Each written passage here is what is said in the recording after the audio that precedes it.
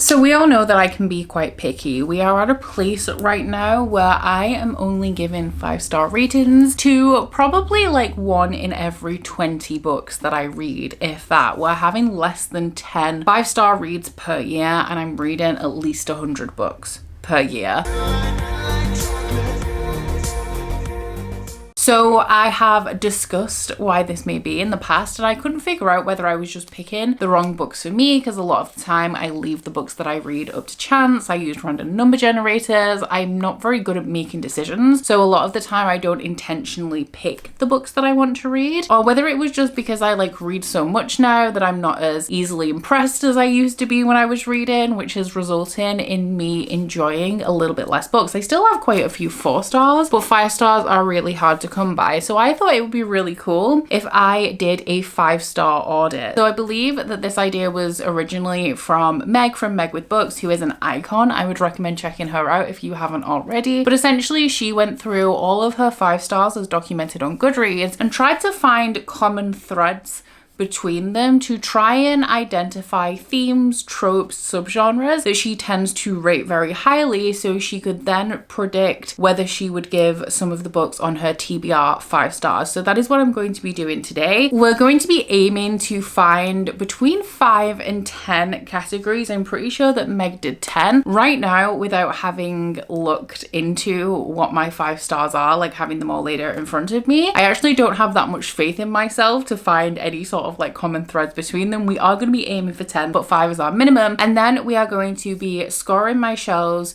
to try and figure out if I have anything on my TBR that may fulfill that criteria and potentially be a future 5-star. And maybe in the future we'll follow up and kind of see if I was right. So the first thing to do, I guess, is take a look at Goodreads. So I think we want to mainly focus on the books that I've read in the last 5 years, because I've been on Goodreads since 2014. I think August 2014 actually, so pretty much exactly 11 years. But the books that I was reading like prior 2019 are very different than the books that I'm reading now. So I actually think we could probably include up to 2018 in here. And if there were any themes that we came across, and there are other books that I've read prior to like 2019, 2018, which now we've gone into like the last 7 years that fit the themes that we're talking about, then we can also discuss those as we go along. But as you can see, the amount of 5 stars that I've given for the last 2 years, it's a little bit thin on the ground. We have 5 for 2025 so far, and we had 6 for the entirety of 2024. So the good news is that we're doing a little better in 2025, because we're obviously like 2/3 of the way through the year, and we've almost got the same amount as last year, but it's still not great, because if you come down, like you can see every year that we scroll back, there are more and more 5-star reads. 2019 and 2018 actually is the one with the most. I think we have like over 35 stars there, which is why I would say anything prior to 2020 is a little bit less relevant, because I was clearly just giving more books 5 stars than I ever had before. So obviously we're here to discover what things I might enjoy, but there are a couple of things that I feel like I already know I tend to really like, and one of those is illustrated perfectly by my most recent 5-star read, which is The Night and the Moth by Rachel Gillig. So this is a very atmospheric gothic romance, and gothic novels are things that I have continuously enjoyed, specifically gothic romances. But if we talk about classics, which I don't read the most of, but every classic I have enjoyed has also been gothic. So in terms of gothic romance for 2025, we have The Night and the Moth. My favorite gothic romance, my favorite classic, which I don't even know what year I read it in, it might even predate me having Goodreads. It definitely predates BookTube, but that is Wuthering Heights by Emily Bronte. I've read that multiple times, although not super recently, and I love it. And then also in 2019, I read Rebecca by Daphne du Maurier, which is a movie. Like, the movie was based on the book, and I loved the movie, and I also really loved the book. So if we're talking about prominent 4-star reads as well, we could also include Belladonna by Adeline Grace. That is also a gothic romance and a little bit of a more modern one. So I feel like that is something that I continuously enjoy. So for this category, I of course had to go with a classic from my shelves, which is Jane Eyre by Charlotte Bronte, which I can't believe I haven't read yet. This has been recommended to me multiple times because I love gothic romance, but especially because I love Wuthering Heights. I don't really know anything about this, but people have said that I will really like the level of drama in here, and especially because it is a gothic romance, because it is delivered with like the level of drama associated with the genre. I feel like this one is going to be a really good time for me. I just find it really hard to motivate myself to pick up classics, which is why this has been on my shelf unread for so long. So something a little bit more modern, I went with House of Salt and Sorrows by Erin A. Craig. I've had this one for a very long time. I'm pretty sure it's an Owl Crate edition, and I've only heard amazing things about it. It's a YA 12 Dancing Princesses retelling where every night one of the main characters' sisters goes missing and she has to get to the bottom of the mystery. This is YA, so I'm not sure if it will be a 5-star read for me, but I definitely think that the atmosphere will deliver, and I just hope that the romance and the language in here delivers as well. Something else that I really know that I love is the he falls first trope. So this is a romance trope, obviously, and it is where the male main character is way more into the female main character than she is into him, but I specifically like it as well when she is also so oblivious to the fact that he could ever be interested in her that she can't see like 2 feet in front of her face. Everything that he's doing signals that he's interested and she is completely blind to it. And then when you pair this with a grumpy love interest that everyone is really intimidated by, they think that he's big, he's bad, he's scary, but he's putty in the main character's hands. That is literally my favorite thing. So the first book that made me fall in love with this trope was The Hating Game by Sally Thorne. Absolutely my favorite contemporary romance of all time. I am far overdue a reread. It's been 3 years and I think about this book so often. What really hammered it in though is anything by Ali Hazelwood. So the love hypothesis very heavily falls into this trope. Love on the Brain, Love Theoretically, all of the Ali Hazelwood books that I've read. Actually, even her YA release, which is also a 5-star read for me from this year, falls into the he falls first trope. There are also, once again, prominent 4-star reads that feature this that I really like, such as one from this year that I actually haven't put into Goodreads yet, I'm a little bit behind, is Broken Souls and Bones by LJ Andrews. Once again, a very intimidating male main character who very quickly falls for our female main character, but she still thinks that he is up to no good. We also have actually Heavenly Bodies by Imani Eriyu, so those are 2 romantasy examples that feature this trope. I feel like Hook, Line and Sinker by Tessa Bailey also could have fallen into this, but I don't remember the specifics of it to tell you guys for sure. And there are other contemporary romances that I read before I was aware of the he falls first trope, such as the Talia Hibbert books, that at this point, like, I can't remember the specifics of how the relationship develops, but we have significant evidence to believe that I'm always going to be a sucker for he falls first. Predicting a he falls first trope is really difficult, but a book that was recommended to me based on my love of The Hating Game is The Spanish Love Deception by Elena Armour, specifically because The Hating Game is where I discovered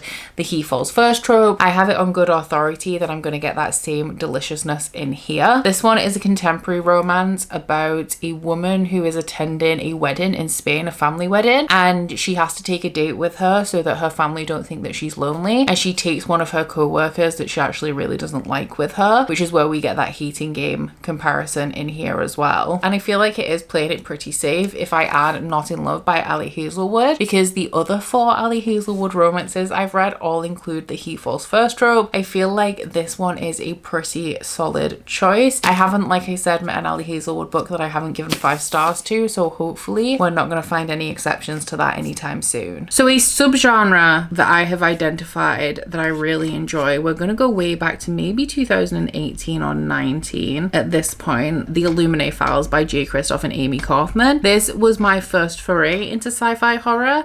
I specifically have found when I read a sci-fi that I don't know has a horror element and then it kind of creeps in and takes me by surprise, I really enjoy it. I don't know how many I've read though, because I always say I love sci-fi. My favorite series of all time is sci-fi, yet I never seem to pick it up. I know that there is a 4-star read that's a sci-fi horror that I enjoyed, which is The Immortality Thief by Taran Hunt. But in terms of 5 stars, I just generally really need to read more sci-fi because it's generally always a hit with me, but I never pick it up. In terms of like thrillers and that kind of genre, I also really love books where the plot twist completely takes me by surprise, as seen with one of my 5-star reads for this year, which is The Boyfriend by Frida McFadden. Also, The Last House on Needless Street by Katrina Ward. The issue with this though is that I don't know how to predict that. I would hazard a guess that reading books by the same authors would maybe generate similar results, but aside from that, like, I don't know how twisty a book's going to be until I actually read it, so I don't feel like that's going to be especially helpful to us. I love very intense, intricate world building where there's always something else to uncover in the world, so you feel like you have a really good picture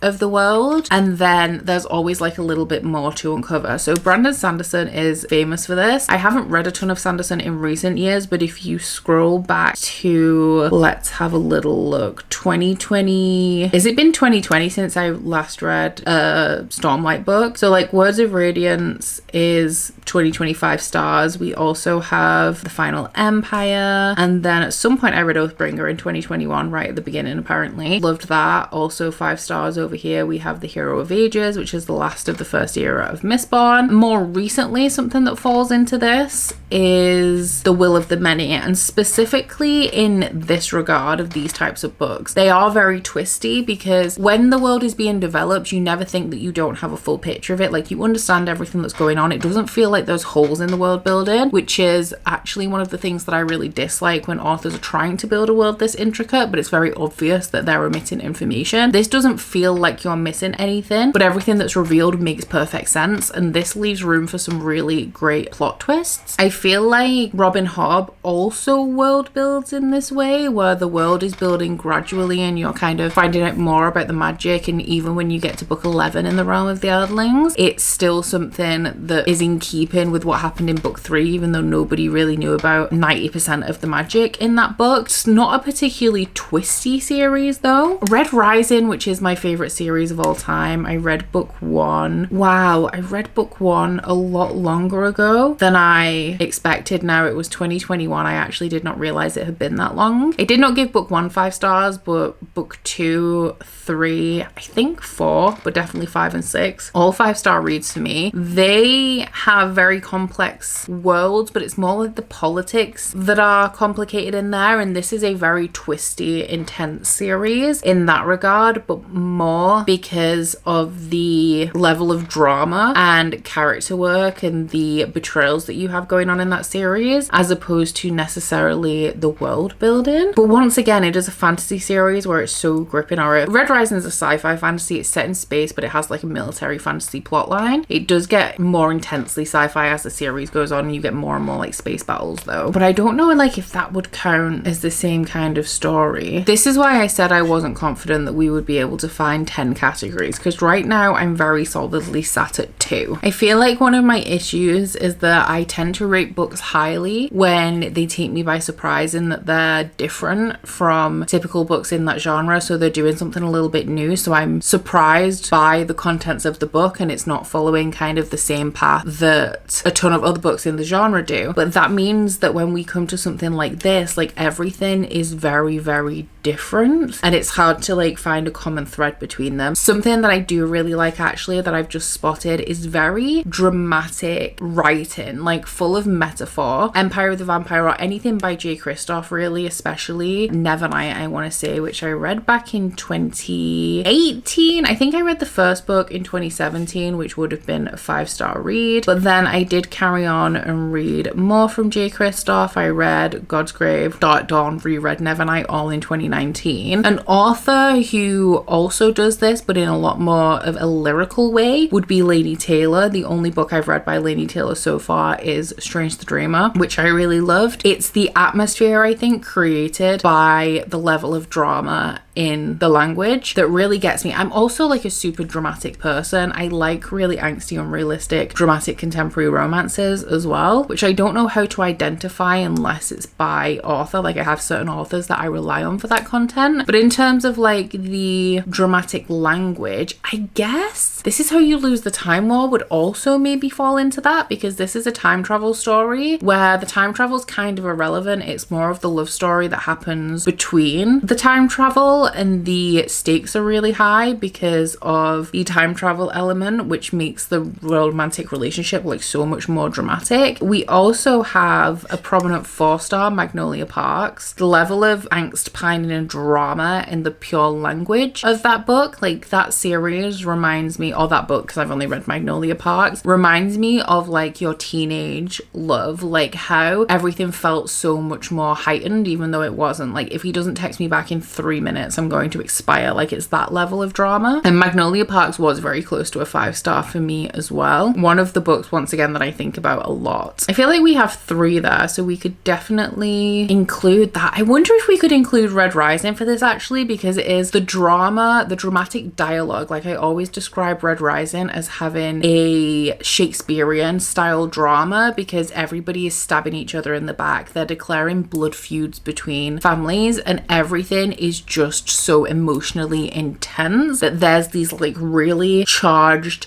declarations between them. And I feel like I actually think I might have just found another one, but we'll think about it. But the relationship between the characters and the way that they kind of like fall apart and the drama there is something that really makes me love Red Rising. So I feel like we have that as well. The language in The Night and the Moth once again has a very classical dialogue style, like the way that they are talking to each other. Like it reminds me of the dialogue of something in like Wuthering Heights, which really once again drew me to the romance because of the declarations we had going in there, so that would also fit. This one is really difficult because I feel like it's really hard to predict a writing style, and writing is very important to me. Something that I've continuously said is that I could read well written shit. So if the story is bad but the writing is good, then I could still read it, whereas if the story is good but I don't enjoy the writing style, I'm more likely to DNF or not enjoy it because the writing isn't holding my interest and killing any desire I have to continue. But without really sampling a book, like you don't know if the writing style is going to work for you. But I think a very solid choice is going with the other Laini Taylor series that I haven't read, which is the Daughter of Smoke and Bone series. I have been desperate to read this for the last 7 years, which you of course then are probably wondering how I've managed not to get to it. I don't know. It's one of those series that I feel like I'm saving for a rainy day, but the like level of atmosphere and the drama and the lyrical nature of Laini Taylor's writing style, I feel like is a hallmark of her work, so should also carry through into Daughter of Smoke and Bone. One that I feel like will come through heavy on the metaphor, if not for the like heightened drama necessarily, is Bury Our Bones in the Midnight Soil by V. Schwab. I have this on good authority that stylistically it is similar to The Invisible Life of Addie LaRue, which has this very poetical, bittersweet, atmospheric writing style that I'm also expecting to see in Bury Our Bones in the Midnight Soil, even though the story is a little bit different. So the thing that I like that Red Rising reminded me of is like, I guess like a brotherhood or a bit of a bromance, like a very dominant non-romantic relationship, typically between men. I don't think it exclusively has to be men, but that tends to be the vibe. This is of course present in Red Rising. I think I like the drama that it provides as well, because the relationship doesn't always have to be intact. I actually think it's better when it's tested, or it develops throughout the books, or it's broken completely. But the fact that the bond was so strong to start off with creates a lot of drama, like with Vicious and Vengeful by V. Schwab. I'm not the biggest V. Schwab fan, but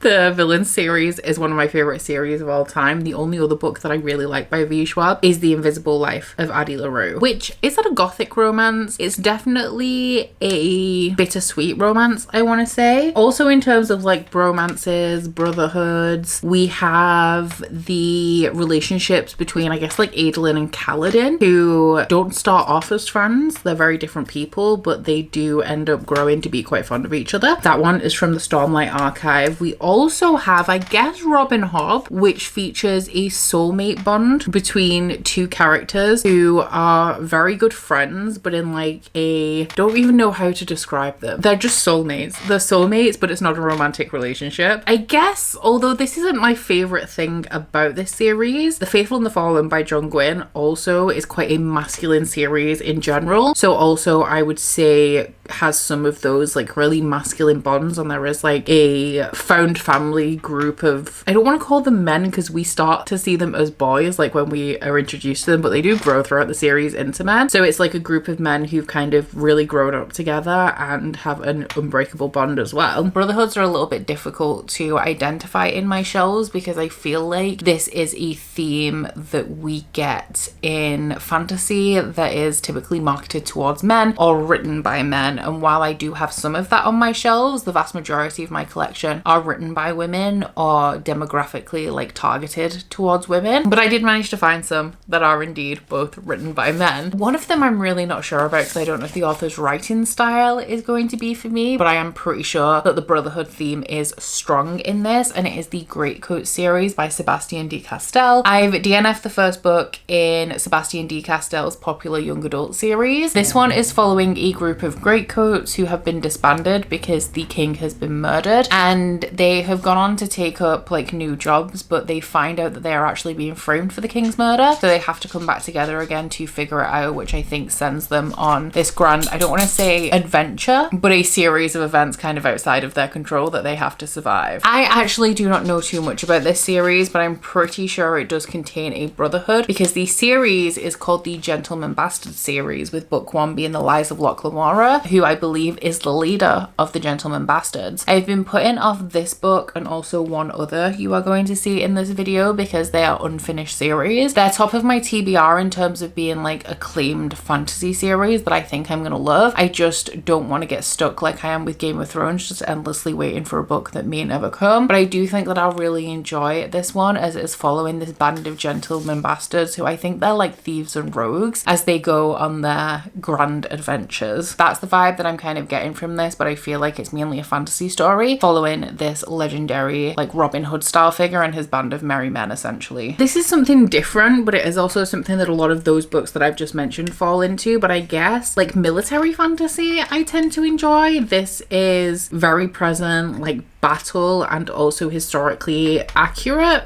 battle is very relevant to the Faithful and the Fallen series. John Gwynne is very into like medieval reenactment, and that really shows in his fight scenes. I would say that once again, the Stormlight Archive by Brandon Sanderson is military fantasy. Red Rising is like a blend of sci-fi, dystopian, military fantasy. But then we also have, if we scroll back a little bit further, Game of Thrones is very war-based. It's grimdark, which you could argue a lot of these are also grimdark, but then Game of Thrones is also, I would say, very highly political, like morally grey fantasy. This is crazy actually, because looking at this in 2018 I had way more 5 stars than I had 4 stars, and that is just unfathomable to me at this point. Did I not give this series 5 stars that I'm thinking about? I did not. So I was thinking of like Rage of Dragons by Evan Winters, which I apparently gave 4 stars to. I really did think that that was a 5-star read for me. Where's the sequel? It's right there. So yeah, they're both 4 stars, but they are also military fantasy, so it is very much something that I do enjoy. You could probably find more military fantasy in my 4 stars if I'm being honest. I feel like military fantasies can be quite hard to identify because even though the book may say in the synopsis that it's about war, it's about battle, unless it specifically says like it's about an army and we're following like a soldier or a general, I don't know whether we can classify them. Like I don't know whether I would say that they are military fantasy, but 2 that I feel like have a good shot is potentially The Sword of Kaigan, which drew me towards it for this recommendation because it says a Theonite war story. The back of this essentially says that it is about the most powerful fighters in the world, who are these great warriors, and our main character has always wanted to master these fighting techniques to become one of these great warriors and eventually defend his homeland. But an outsider arrives, which kind of accelerates this boy having to join these warriors, which to me reads like they're being thrown into war, especially because we have the Theonite War story on the front. The only thing that maybe throws me off is that I feel like this is more of a character study, so I don't know how much it's going to be focused on the battle and war elements and how much it's going to be focused on the characters' like personal life. This one definitely counts as a military fantasy, but if I were to describe it just offhand in a TBR, I would probably describe it as a historical fantasy, which is Temeraire by Naomi Novik. This has a different name in the US. The series is called the Temeraire series. Book one is called, I think, maybe His Majesty's Dragon or something. This one is a historical fantasy that is essentially like what would have happened if dragons were involved in the Napoleonic War. So this very much does follow the Napoleonic War, 100% military battle war focused. Not very in the same style as the military fantasy I typically love, but who knows, because I do like historical fantasy as well. One of my favorite series in historical fantasy is the Winter Night trilogy, which is just behind me, and I actually don't think I have any more 5-star examples of historical fantasy, while I do have a lot of 4-star examples. So maybe this one will be the one that breaks that 4-star barrier. Okay, something that I know that I do really like, but I feel like it's a solidly 4-star theme for me. I don't know if it ever breaks into the 5, so we're gonna have a little look, but that is contemporary stories with a witchy element, specifically something like psychic abilities or the occult, as opposed to like, I don't know, a contemporary story with dragons. So The Bone Season by Samantha Shannon, I feel like is the first series that I read that has this kind of theme. It's not contemporary though. This is a dystopian series that's set in like an alternate future where people have psychic abilities, but it is illegal. So they have like this underground gang system, like criminal network of people with psychic abilities. So I guess we could change this to like maybe real world settings, not strictly contemporary. I guess historical could also work with a witchy element. I could give you like a ton of 4 stars in this little niche, but it's the 5 stars that I'm really struggling with. The Unkindness of Magicians by Kat Howard. This one is like a magician tournament set in New York City, so that one definitely fits as well. The Furies by Katie Lowe has a really low average rating, but I love this book. So this one is like a witchy book. It is a dark academia story set in the UK in a private school, kind of I think along the same lines as Bunny, where we have this group of popular girls that our main character joins, and they're into witchcraft, but you don't know whether the witchcraft in it is real or whether it's just kind of like this group hysteria that they've created. So I feel like that very much fits the vibe of this like witchy psychic occult kind of magic. So we do have enough, I would say, to class this amongst my 5 stars. Some 4-star examples I could give you. The Ravens by, is that one Cass Morgan and Danielle Page? I can never remember the 2 authors, so I get confused as well with Danielle Clayton, like I don't know whether she's in the mix, but that one's like a witchy sorority. It's one of the reasons why I'm really excited for Olivia Blake's newest book that's coming out soon, which is Girl Dinner. There's also The Devouring Grey by C.L. Herman. So, oh, there's the Ravens. So there's lots of stories in that subgenre that I tend to be, is it a subgenre? I wouldn't call it a genre, I guess, because some of these, like The Bone Season, wouldn't be in like a contemporary fantasy genre anyway. It's a dystopian or a sci-fi, but that is definitely something I want to read more of. I think the obvious choice for this one, the one that sticks out on my shelves like a sore thumb, is The Diviners by Libba Bray. This one is the first book in a historical witchy occult type series, which is why I wanted to specify like set in the real world as opposed to necessarily contemporary, because this one is set in the 1920s. I actually started it and I was listening to the audiobooks, which are great, but I wasn't reading along at the same time, and I realized that that was something that I would maybe have to do, and then I just didn't have the time to dedicate to this series. But as far as I remember, I think it's set in New York, 1920s, and women are being murdered across the city, so the main character kind of takes it upon herself to investigate these murders when it kind of becomes clear that it's not a regular old human that is responsible. It has a lot of like devil worship, psychic ability kind of themes in here, and definitely the 100 and something pages that I read of it were 100% on brand. And one that I also started, I only read 50 pages of this before I realized I didn't have the time to commit to it, but I feel like 100% is on theme, is Ninth House by Leigh Bardugo. So this one surrounds the secret societies of Yale, which all have some sort of like occult magic surrounding them, and our main character Alex has been assigned to the 9th secret society of Yale, which in real life I don't think exists, and she is tasked with policing the other societies to make sure that things don't get out of hand. I'm assuming they do though. One that's like a really obvious one that I kind of didn't really want to include because it is such such an obvious popular one, but I know that I love it, and I could pick out so many examples here with this theme, and it is like tournaments, competitions, and trials. We all know it. Everybody loves these. Fourth Wing is a book that we haven't mentioned so far yet that has like an entrance exam into a dragon riding college, which is like a series of trials. Red Rising in book 1, even though I gave book 1 4 stars, that has a like series of trials to be able to complete the military academy that our main character ends up in. The Will of the Many by James Islington, often compared to Red Rising because it also has that structure of trying to complete a series of trials to pass this academy. There are so many that I could mention here. Fortuna Swan by KJ Sutton, that also has a series of trials in book 1, although I wouldn't say it's my favorite thing about that series. It is still present. Court of Silver Flames, right? That has like a series of feats and like challenges that our main character has to pass. Also, A Court of Thorns and Roses in book 1 has a series of trials. We could also, I don't know whether you'd lump them in together or class them as separate things, but like magic schools, also a very obvious, very common one. We have Nevermore here by Jessica Townsend. I think the confusion here is that all of these do also contain some sort of like examinations or levels and trials that the main character has to pass, but solidly in the form of the trials and the competitions. And Unkindness of Magicians, once again, is a tournament, a magician's tournament. Nevernight is set in an assassin school, so while that is more, I'd put that into a magic school setting, it does also have like trials and challenges that the main character has to pass to leave the academy. So I think I'm going to leave this as like tournaments, trials, challenges, and count the magic school books at the same time for those, especially like The Will of the Many and Nevernight, where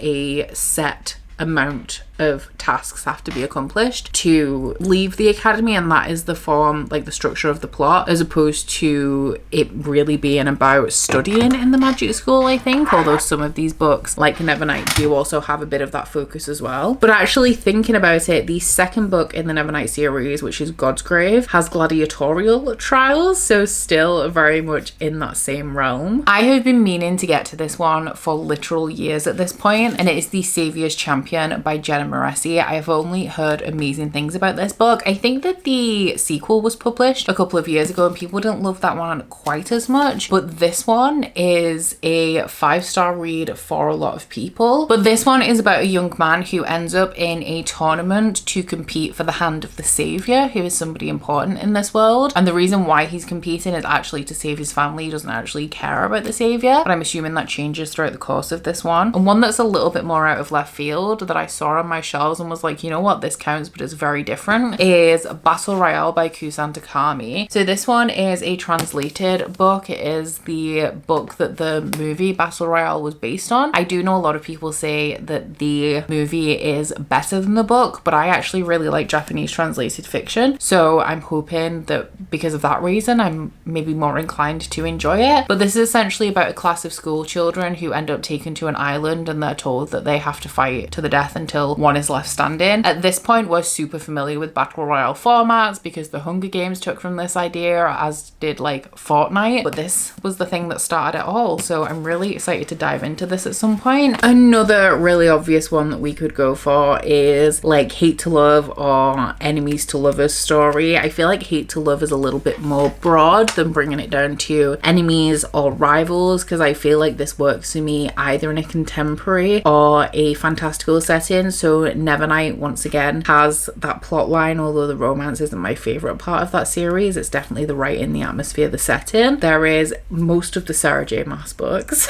A contemporary romance that fits the bill is of course The Hazing Game by Sally Thorne. That's like an office place, rivals to lovers kind of story. There's also The Crimson Moth by Kristen Cicerelli. That one is a witch hunter romance, so very much enemies. Heavenly Bodies, that is two people from two warring kingdoms that fall in love. The Knight and the Moth is like it's more of like an irritation to like, so I guess we won't count that one. There's Always always a little bit of animosity in the Ali Hazelwood STEMinist romances, like academic rivalry. Saga, to some degree. Could we count Saga? Because when we start with Saga, the relationship has already started. They're already together, but they are from warring planets, or one's from a planet and one's from the moon, and those two are at war. So I feel like they maybe kind of count. Although I guess the spirit of the prompt isn't there, because we don't see them overcome their hatred. They actually don't dislike each other at all and never have. It's just that their countries, or their planets, I guess, are at war. Fortuna Swan, this series, also like enemies to lovers romance on multiple fronts, actually. I could have picked 500 of these off my shelves, but I decided to go for two that I've heard very good things about. I actually don't know very much about the specifics of either of them though, just that they're fantasy romance, enemies to lovers, very well received. The first one is The Wind Weaver by Julie Johnson, which is actually also one of my favorite Fairy Loot editions of this year. I think this one surrounds like the age-old tale of like magic is banned, somebody has magic, they're captured, and it's like the commander and magic wielder kind of dynamic, which I really like. Kind of what we had in Broken Souls and Bones,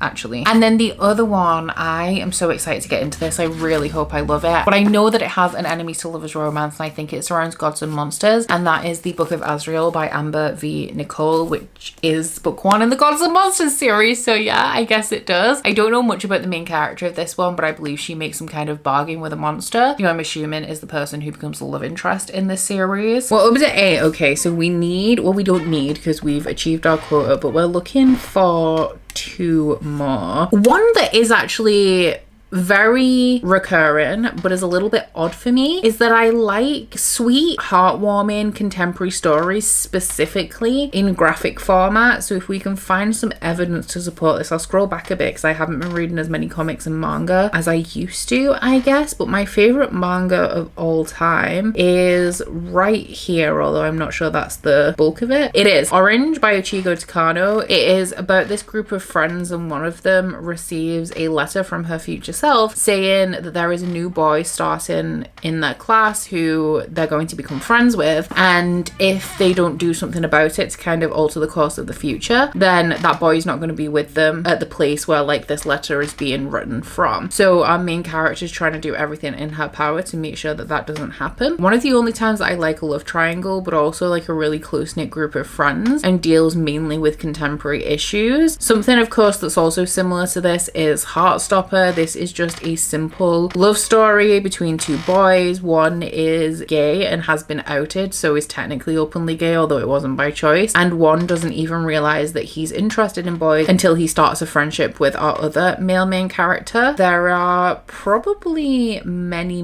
more that we could find. The reason why this is especially interesting is because typically like a straight up like young adult romance, which is what Heartstopper is, if it was in novel format, I would have absolutely no interest in it. But I think it's because it takes so much less time to ingest, but you kind of get the gist of the relationship, is why I enjoy that so much. One that I can't find that I know that I gave 5 stars to, right? Please don't tell me I gave it 4. We have Dream & Son by Ichigo Takano, which is the same author as Orange, which is, it doesn't deal with as many hard-hitting topics, but it is a contemporary manga series that I really enjoy. I didn't give it 5 stars. I Want to Eat Your Pancreas by Yoru Sumino is about a girl who has pancreatic cancer, and only one boy in her class knows about it, so she kind of like latches onto him, and he kind of feels bad for her, so he goes along with it, but like a friendship does blossom. It was actually a little bit difficult to find some graphic stories that I still have on my shelves that I haven't started yet. It goes one of 2 ways. I either buy them and read them almost immediately, or I buy them and they live on my shelves for years. So these are 2 that have been on there for a very long time. One that has been there since I very first read Orange, so however many years ago that was, and then I asked for recommendations of like hard-hitting contemporary like wholesome manga, and somebody recommended We Were There by Yuki Obata. This one is about a girl who falls for this boy in her class, but he's not over his dead ex-girlfriend. And a very popular one that I'm sure you will have heard of if you've heard of manga or are familiar with manga at all, and that is I Hear the Sunspots by Yuki Fumino. And this one is about a boy who can't hear very well. He has, it says the back, it says he has a hearing disability. I don't know like to what degree that is, but it is about his relationship with the only boy in his class who bothers to take the time to get to know him. Something that I feel like is very recurring